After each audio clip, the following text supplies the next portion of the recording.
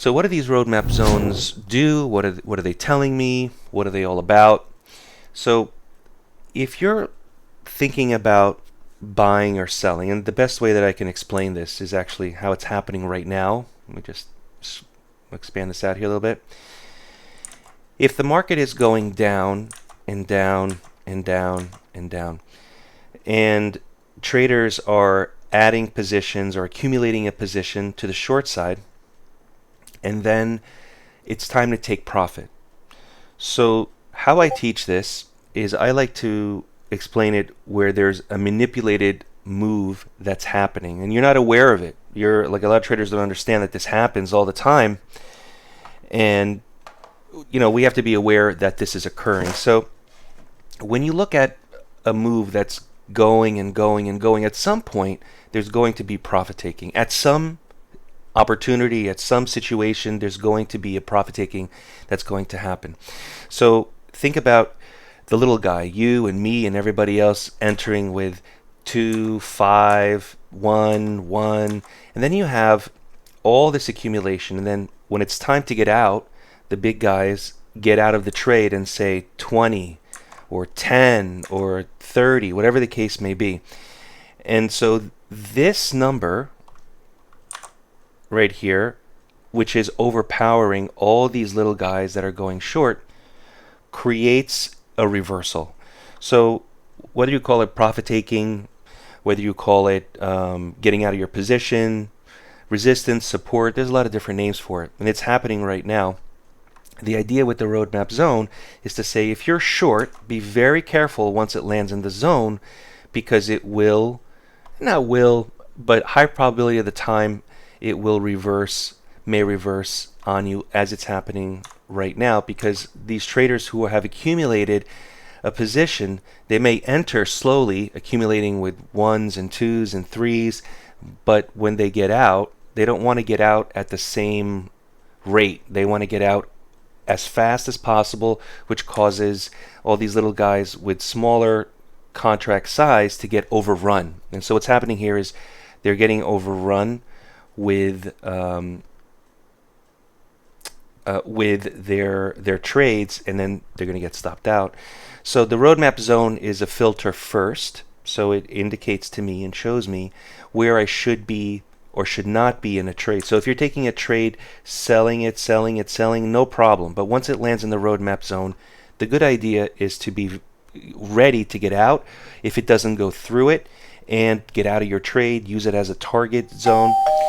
And then the second part of the roadmap, which you just saw here, maybe you heard the doorbell, is once it starts to reverse off of it, you can go long, indicating that we're now at a pivot or changing direction. We're heading in the opposite way. So that to me is the way that the roadmap is best utilized, as a filter, and then secondly as an opportunity, as an entry. And the same thing is true here, or a little earlier. If you see the market coming up, hits the roadmap, stops, does not go through the opposite side of it, and immediately reverses. So any trade that you're taking to the long side is fine, but once it lands here, hold off. Wait until it goes through it, then you can continue your trade or get ready to get out if it reverses off of the zone. So this is actually happening here right now as we speak. Let me just remove this here. You can see that the market went down into the roadmap zone, and now it's coming off of it. So if you were short, or you got short in the roadmap zone, you'd be in trouble. So it's a great filter to use. A lot of traders use it, especially for those who are trying to get funded. They use the roadmap as a great filtering tool in conjunction with what they're doing as well. Now, if there's a trade scalper signal to the long side, fantastic, right? So anything that tells us that we're going long, great.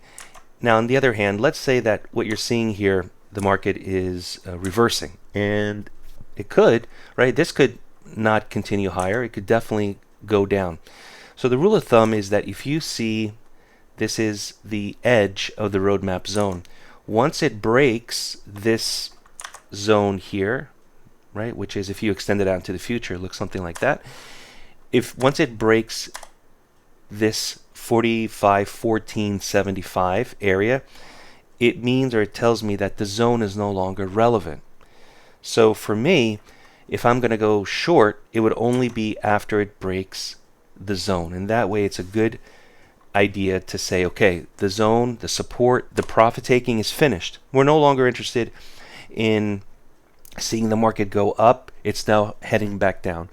So it comes down, hits the roadmap, there's profit taking, the market pops up, there's a little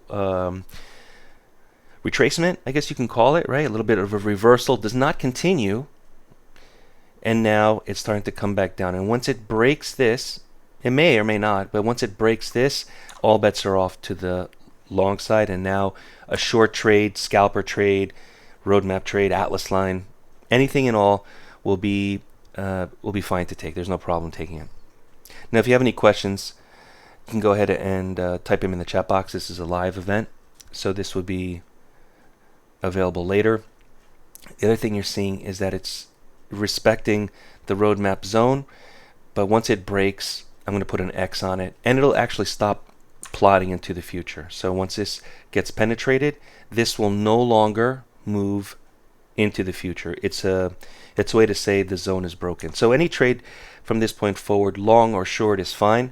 It's just that I'm not interested in thinking about this any longer as support, right? The support may be broken and continue lower. If you're new to day trading and want to learn more on the benefits of trading the markets, visit Daytradetowin.com, join the next mentorship class starting later this month, and subscribe to the Day Trade to Win YouTube channel. We focus on price action and work exclusively with new and beginner traders who want to learn more on how to prosper from trading.